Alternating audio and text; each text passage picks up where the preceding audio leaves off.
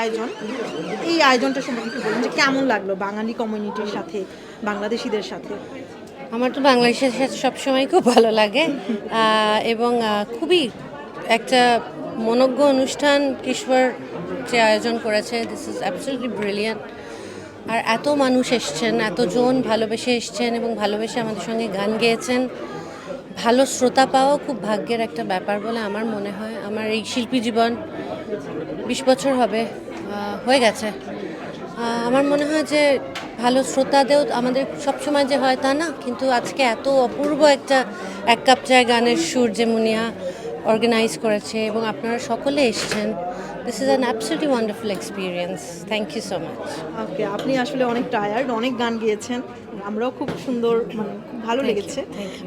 তো আশা করি আপনি বারবার আসবেন আমাদের। নিশ্চয়ই, আমিও আশা করি আমি বারবার আসবো। নিশ্চয়ই, থ্যাংক ইউ। Thank you. আমি তো